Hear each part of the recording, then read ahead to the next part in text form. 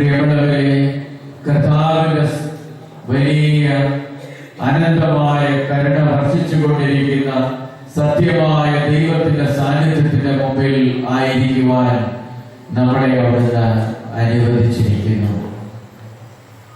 ആർക്കും ലഭിക്കാത്ത ഒരു അനുഗ്രഹമാണിത്. എന്റെ നാമം അനുസ്മരിപ്പിക്കുന്നിടത്തെല്ലാം ഞാൻ അവരെ ഇറങ്ങി വന്ന് അനുഗ്രഹിക്കുമെന്ന് പുറപ്പാട് 20:24 അവിടുന്ന് അരുളി ചെയ്തിരിക്കുന്നു. ദൈവത്തിന്റെ സാന്നിധ്യം സ്നേഹ സാന്നിധ്യമാണ്. ബഹുമാനപ്പെട്ട ഈ വചനച്ചൻ പ്രാർത്ഥനയിൽ ആവർത്തിച്ച് പറയുന്നത് നമ്മൾ കേട്ടിരിക്കാം.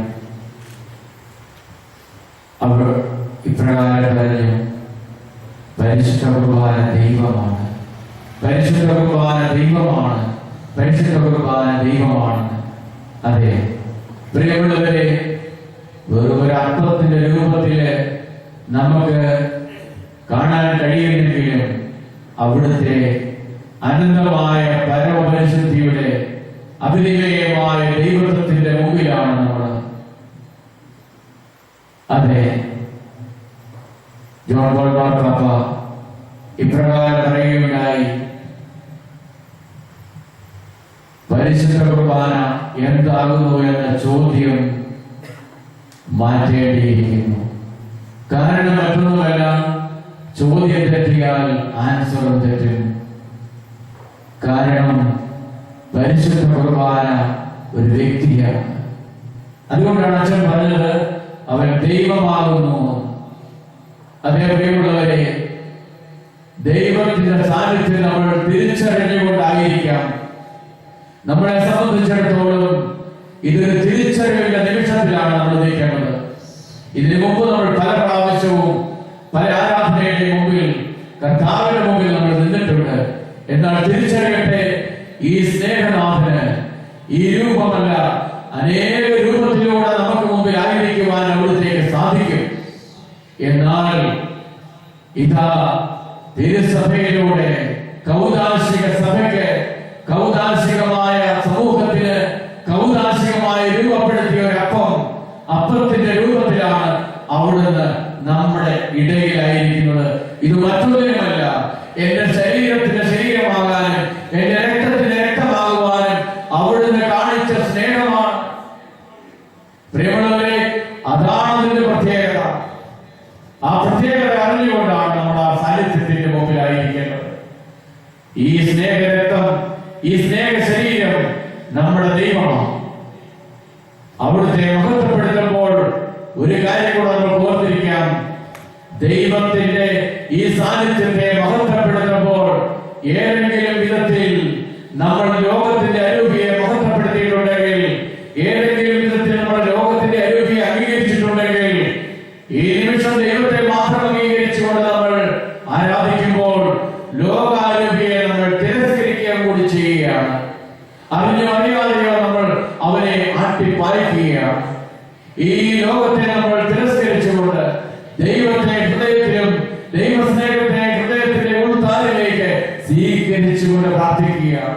പ്രിയമുള്ളവരെ, ആഗ്രഹിക്കട്ടെ, ഈ സ്നേഹത്തിന്റെ മുമ്പിൽ സകലതും സമർപ്പിച്ചുകൊണ്ട് പൂർണ്ണമായി നമ്മൾ അവിടുത്തെ സ്നേഹിച്ചുകൊണ്ട് നമുക്ക് അവിടുത്തെ പാടി ആരാധിക്കാം. പൂർണ്ണ മനസ്സോടെയും പൂർണ്ണ ഹൃദയത്തോടെയും പൂർണ്ണ ആത്മാവോടെയും നമുക്ക് അവിടുത്തെ സ്നേഹിച്ചുകൊണ്ട് ആരാധിക്കാം. പൂർണ്ണ മനസ്സോടെ ഈ ഗാനം ആരംഭിച്ചുകൊണ്ട് നമുക്ക് പാടി ആരാധിക്കാം. പൂർണ്ണ മനസ്സോ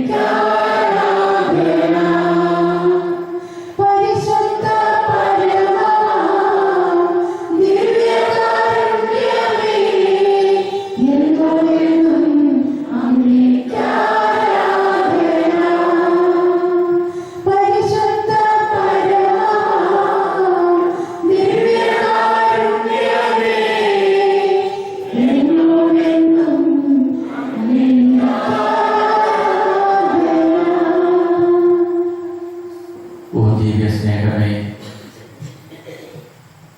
ഞങ്ങളെ ഈ മണിക്കൂറിൽ കഴിഞ്ഞ വർഷകാലഘട്ടം മുഴുവനും ഞങ്ങൾക്ക് നൽകിയ അനുഗ്രഹങ്ങളെ ഞങ്ങൾ ഓർക്കുന്നു. നന്ദിയുടെയും കൃതജ്ഞതയുടെയും ബലിയർപ്പിച്ചുകൊണ്ട് ഏതാനും നിമിഷം അങ്ങയുടെ മുമ്പിലായിരിക്കുവാൻ ഞങ്ങളെ അനുഗ്രഹിക്കണമേ. നാഥ, നന്ദിയില്ലാതെ ഞങ്ങൾക്ക് മറ്റൊന്നും പറയുവാനില്ല. ഞങ്ങളെ അവിടുന്ന് പരിപാലിച്ച് സംരക്ഷിച്ച് അവിടുത്തെ കരുണയുടെ കരങ്ങളിൽ കൈകൊമ്പിളിൽ ഞങ്ങളെ പൊതിഞ്ഞു ചേർത്തുകൊണ്ട് അവിടുന്ന് ഞങ്ങളെ വഴി നടത്തി. വീണു പോകാതെ അനുദിന ജീവിതത്തിന്റെ പ്രതിസന്ധികൾക്കുള്ളിൽ അവിടുന്ന് ഞങ്ങളെ വഴി നടത്തി. കർത്താവേ, എത്ര നന്ദി പറയാനും മതിയാവുന്നതല്ല. ഇന്ന് ഞങ്ങൾക്ക് ഈ രാത്രിയിൽ എല്ലാ മനുഷ്യരിൽ നിന്ന് വേർപെട്ട് ഞങ്ങൾക്ക് ഇവിടെ ആയിരിക്കുവാൻ അവിടുന്ന് കൃപ തന്നതുകൊണ്ടാണ് ഞങ്ങൾക്ക് ഇതിന് സാധ്യമായിരിക്കുന്നത്. ഇവിടെ ഞങ്ങളുടെ ഒരു മെച്ചവുമല്ല കർത്താവേ, അങ്ങയുടെ കരുണയും കൃപയുമാണ്. അതിന് ഞങ്ങൾ നന്ദി പറയുന്നു. ഈ ആലയത്തിൽ, ഈ പുതിയ ആലയം നിർമ്മിച്ച് ഞങ്ങൾക്ക് ഒരുമിച്ച് തിരുസന്നിധിയിൽ ഞങ്ങൾക്ക് പ്രാർത്ഥിക്കുവാനും ആരാധിക്കുവാനും ബലിയർപ്പിക്കുവാനുമായി വചനം കേട്ട് ധ്യാനിച്ച് ഞങ്ങളുടെ ജീവിതങ്ങളെ രൂപപ്പെടുത്തുവാനും ഞങ്ങളുടെ പ്രതിസന്ധികളിൽ അവിടുന്ന് ഞങ്ങളെ ശക്തിപ്പെടുത്തിക്കൊണ്ട് ദൈവത്തിന്റെ മക്കളാക്കി മാറ്റുവാനുമായി അവിടുന്ന് കൃപ വർഷിച്ചു. കർത്താവെ, നന്ദിയോടെ ഓർക്കുകയാണ് ഞങ്ങൾ. കർത്താവെ, ഇതിന്റെ പിന്നിൽ അവിടുന്നാണല്ലോ എല്ലാ കാര്യങ്ങളും ക്രമീകരിച്ച് ക്രമപ്പെടുത്തിയത്. അതിന് യേശുമൂളിയ വൈദികരുണ്ടാവാം, സഭകളുണ്ടാവാം, എല്ലാം അവിടുത്തെ പദ്ധതിയാണ്. ദൈവമേ, അങ്ങയുടെ ഓരോ വാക്കുകൾ യേശുമൂളുവാൻ ഞങ്ങൾക്ക് ലോകത്തോട് no പറയുവാനും, yes to the Lord and no to the world, ദൈവത്തോട് യേശു പറയുവാനും ലോകത്തോട് നോ പറയുവാനും ഞങ്ങളെ പഠിപ്പിക്കണമേ കർത്താവേ. അങ്ങനെ അങ്ങയുടെ തിരുവുള്ള നിറവേറ്റുന്ന മക്കളാകുവാൻ, ദീർഘത്തിന് മുമ്പിലായിരുന്നുകൊണ്ട് എപ്പോഴും ദീർഘപ്രകാരം ജീവിക്കുവാൻ ഞങ്ങളുടെ അനുദിന ജീവിതത്തെ ശക്തീകരിക്കണമേ. നമുക്ക് കർത്താവിന്റെ സന്നിധിയിലേക്ക് കരങ്ങൾ നീട്ടിപ്പിടിച്ചുകൊണ്ട് നമുക്ക് പ്രാർത്ഥിക്കാം. ഞങ്ങളെ സ്നേഹിക്കുന്ന നല്ലവനായ ഈശോയെ, അവിടുത്തെ സാന്നിധ്യത്തെ ഓർത്ത് അങ്ങയെ ഞങ്ങൾ മഹത്വപ്പെടുത്തുന്നു. ദിവ്യ സ്നേഹനാഥ, ഞങ്ങളുടെ കഴിഞ്ഞ കാലഘട്ടങ്ങളിൽ ഞങ്ങളുടെ നൊമ്പരങ്ങളിലേക്ക്, ഞങ്ങളുടെ വീഴ്ചകളിലേക്ക്, ഞങ്ങളുടെ തകർച്ചകളിലേക്ക്, ഞങ്ങളുടെ രോഗങ്ങളിലേക്ക്, ഞങ്ങളുടെ മക്കളുടെ വീഴ്ചകളിലേക്ക് അവിടുന്ന് ഇറങ്ങി വന്ന് സഹായിച്ചതിനെ ഓർത്ത് ഞങ്ങൾ നന്ദി പറയുന്നു. ഞങ്ങൾ പലപ്പോഴും തളർന്നപ്പോൾ ഈശോയെ, അവിടുത്തെ ശക്തി ഞങ്ങളിലേക്ക് അയച്ചു തന്നു. ഓ നാഥ, നന്ദി കർത്താവേ, നന്ദി കർത്താവേ, സ്തോത്ര കർത്താവേ, ആരാധന കർത്താവേ, ഭക്ത കർത്താവേ. അനുദിന ജീവിതത്തെ അവിടുന്ന് ക്രമപ്പെടുത്തിയതിനെ ഓർത്ത് നന്ദി പറയുന്നു. എന്റെ ഈശോയെ, എന്റെ ജീവിതത്തിന്റെ ഓരോ നിമിഷങ്ങളിലും അവിടുന്ന് കൂടെ ഉണ്ടായതിനെ ഓർത്ത് നന്ദി പറയുന്നു. എനിക്ക് പ്രാർത്ഥിക്കുവാൻ അഭിഷേകം തന്നതിനെ ഓർത്ത് നന്ദി പറയുന്നു. എന്റെ ഈശോയെ, അങ്ങാണ് എന്റെ സർവസ്വമെന്ന് ഞാൻ ഏറ്റുപറയുന്നു. യേശുവേ ആരാധന, യേശുവേ മഹത്വം, യേശുവേ മഹത്വം, യേശുവേ നന്ദി. Hallelujah, hallelujah. ശാന്തമായ സ്വസ്ഥാനങ്ങളിൽ നമുക്ക് ഇരിക്കാം. സങ്കീർത്തനത്തിന്റെ പുസ്തകം 49-ാം അധ്യായം 7-8 തിരുവചനങ്ങളിൽ ഇങ്ങനെ പറയുന്നു: തന്നെ തന്നെ വീണ്ടെടുക്കാനും സ്വന്തം ജീവന്റെ വില ദൈവത്തിന് കൊടുക്കാനും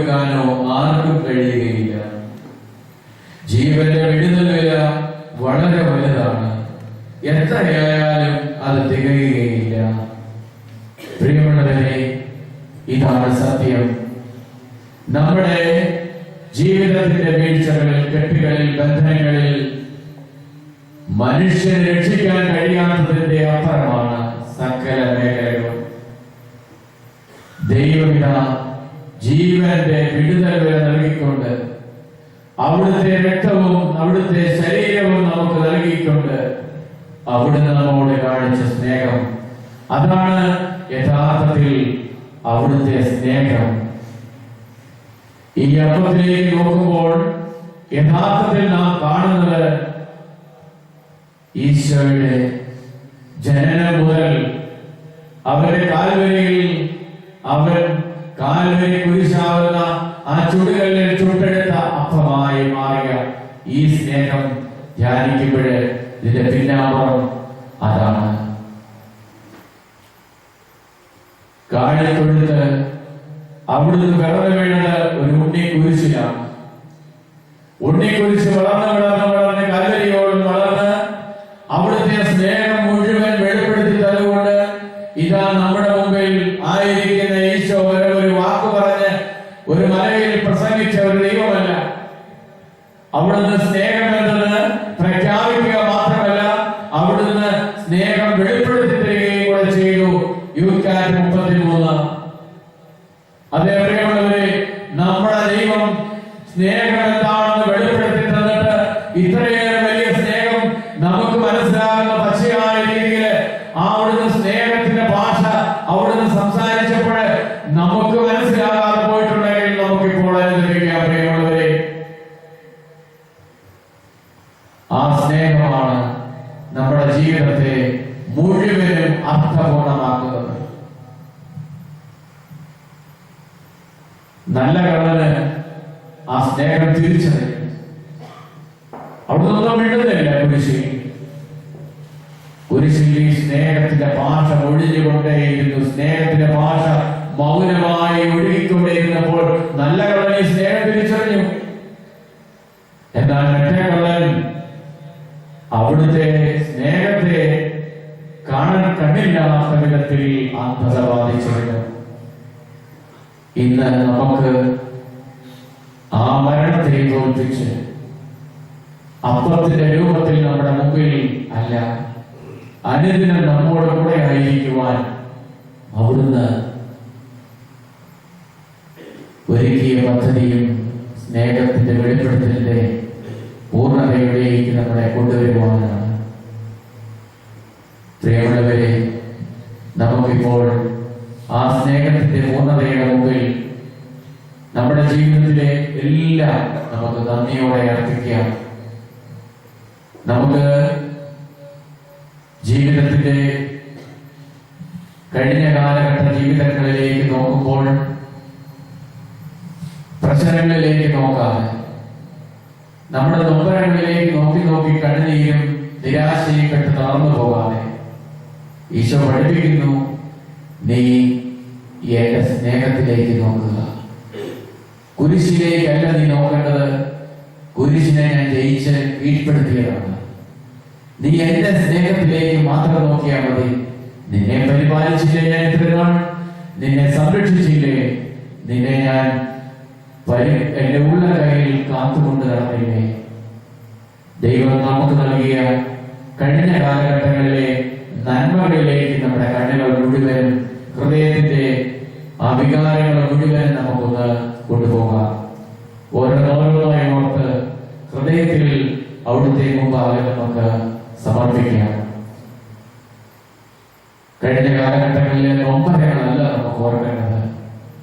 നൊമ്പരങ്ങളുടെ നടുവിൽ എന്നെ പരിപാലിച്ച സ്നേഹത്തിന്റെ കാര്യം നമുക്ക് ഓർക്കാം. ഓരോ ഓർക്കട്ടെ പ്രിയപ്പെട്ടവരെ, അത് മുഴുവനും സമർപ്പിച്ചുകൊണ്ട് നമുക്ക് പ്രാർത്ഥിക്കാം.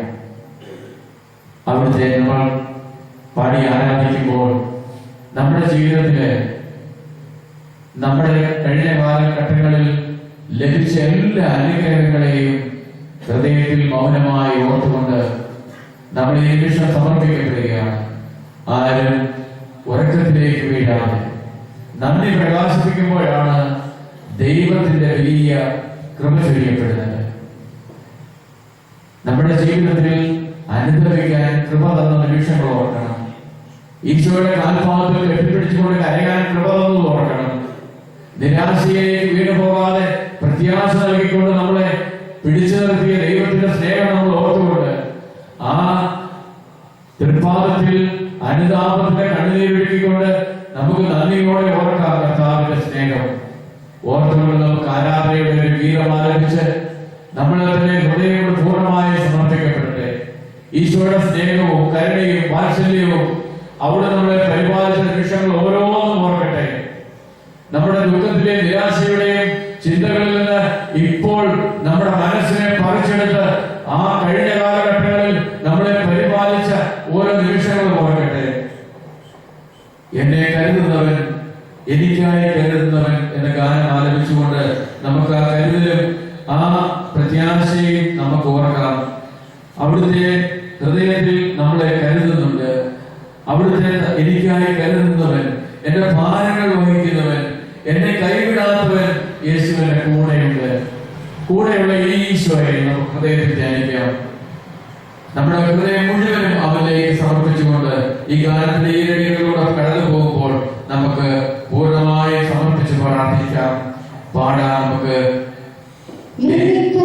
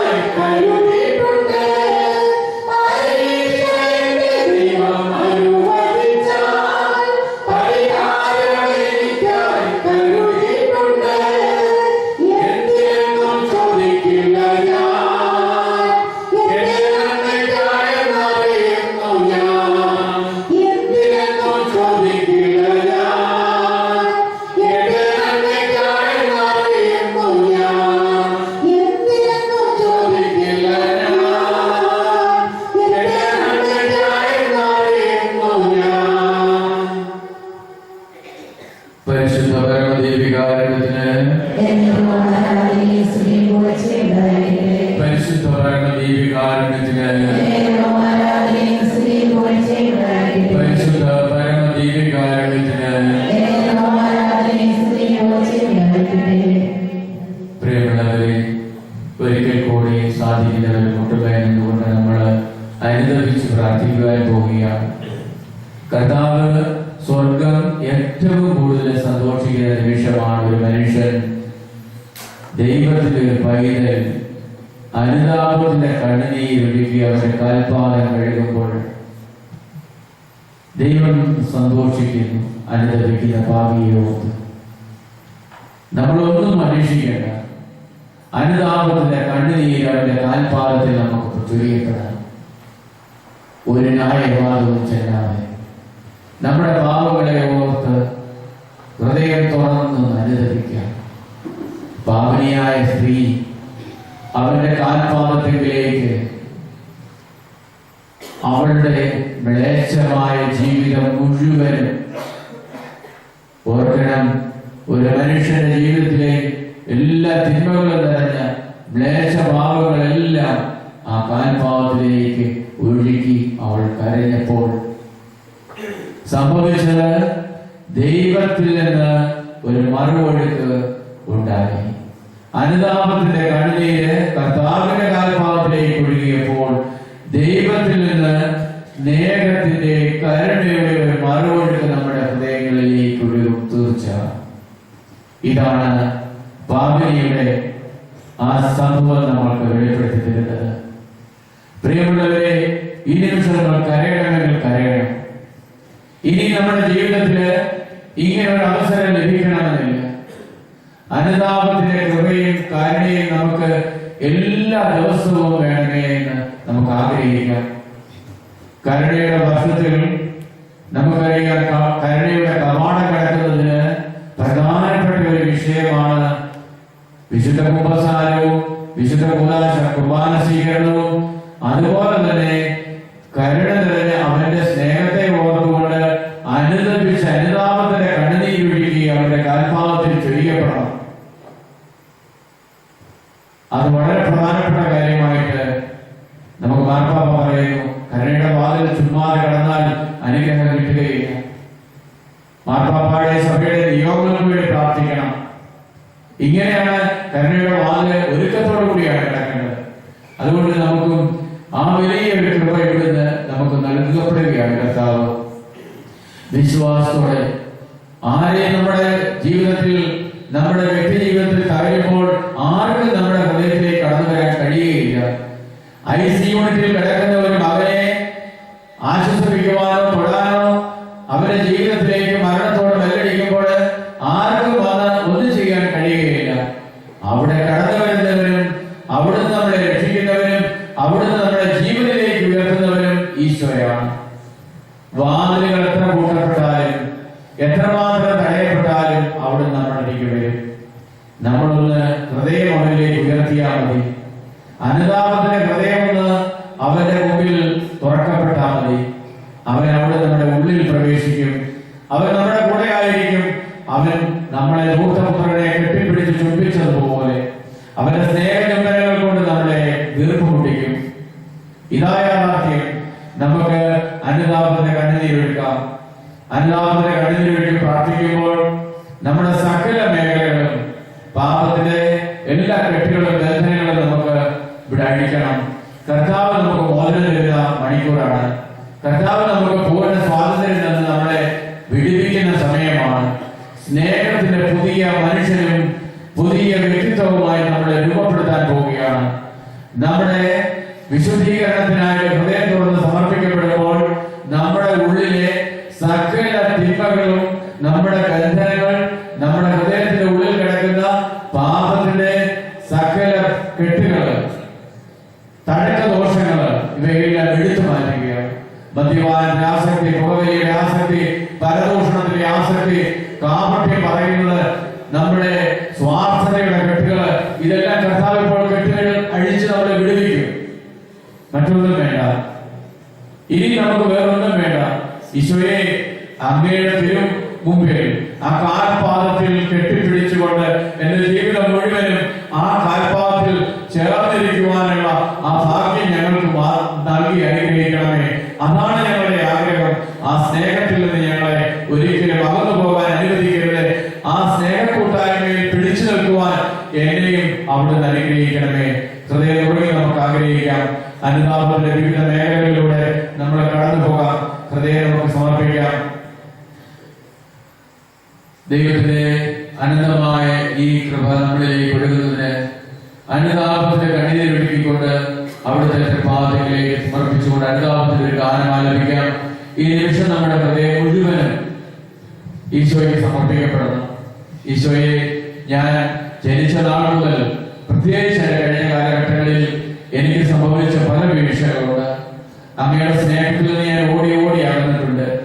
അങ്ങനെ അടുത്തേക്ക് വിളിക്കുന്തോറും ഞാൻ ഈ ലോകത്തിന്റെ സുഖം തേടി, ലോകം വെച്ച് നീട്ടിയ അറിവിനനുസരിച്ച്, ലോകം നൽകിയ അറിവിന്റെ കാഴ്ചപ്പാടിൽ ഞാൻ പലപ്പോഴും പലതും കണ്ടു കേട്ടു.